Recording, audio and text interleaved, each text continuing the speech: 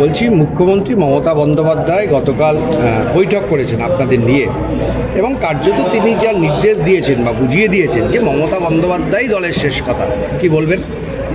দেখুন, কালকে আমাদের এআইটিসি অল ইন্ডিয়া তৃণমূল কংগ্রেসের বিধানসভার সম্মানীয় সব সদস্যকে নিয়ে আমাদের দলনেত্রী, দলের চেয়ারপারসন, রাজ্যের মাননীয় মুখ্যমন্ত্রী খুব সুন্দরভাবে প্রায় 32 মিনিট ধরে বিভিন্ন বিষয়ে গাইড করেছেন এবং সবাইকে একই পরিবারের সদস্য হিসাবে তিনি আবার পুনরাবৃত্তি করেছেন। এটা খুবই ভালো লাগছে। মমতা বন্দ্যোপাধ্যায় আমাদের সর্বোচ্চ নেত্রী, তিনি রাজ্যের মুখ্যমন্ত্রী, তিনি দলের চেয়ারপারসন। আমি বিগত কয়েকদিন যে ধরনের কথা বাইরে বলেছিলাম সেটা আমার অনেকটাই ভুল হয়েছে, সেটা আমার সহজের উত্তরে আমি সেটা স্বীকার করেছি যে ইচ্ছা কিন্তু এটা করা হয়নি, অনিচ্ছাকৃত এই ভুলের জন্য আমি অ্যাপোলজিও চেয়ে নিচ্ছি। কিন্তু সেই সঙ্গে কালকে আমার গর্ব হয়েছে যে তিনি এটাও ক্লিয়ার করেছেন যে ডিসিপ্লিনারি কমিটি যেটা হয়েছে সেই কমিটির আসল উদ্দেশ্য কাউকে বহিষ্কার করা না, আসল উদ্দেশ্য হচ্ছে যে দলের গাইডলাইন মেনে সবাইকে ঠিকঠাক করে দলকে আরও সংগঠিত রাখে এবং সুসংগঠিত রেখে দলের কাজ করে। এমন কোনো বক্তব্য বেকার কেউ বলা যাবে না যেটাতে দল ক্ষতিগ্রস্ত হবে বা দলের সম্মানহানি করা হবে। তো সেটা উনি অনেক উপলব্ধি করেছেন এবং সেই সঙ্গে আমি একটা অভিযোগ এনেছিলাম যে আমরা গ্রামের যারা এমএলএ তারা ঠিকমতো মুখ্যমন্ত্রীর সঙ্গে যোগাযোগ রাখতে পারি না বা করতে পারি না, তেনার ইচ্ছা থাকলেও তিনি সময়ের অভাবে সেটা আমাদের সঙ্গে ইন্টারভিউ করতে পারেন না।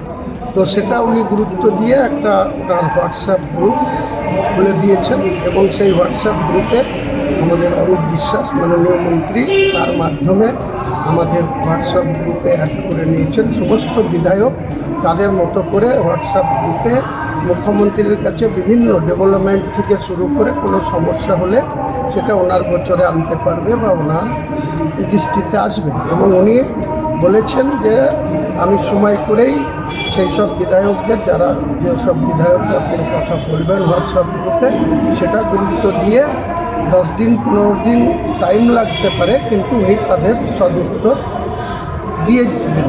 এবং একই সঙ্গে উনি একটু বলেছেন যে সহজের মানে এই নয় যে কাউকে বহিষ্কার করে দেয়, ওটা পরপর 3 বার সহজের সন্তোষজনক উত্তর দিলে তারপরে সেটা সাময়িক তার বিরুদ্ধে সাসপেন্ড হতে পারে।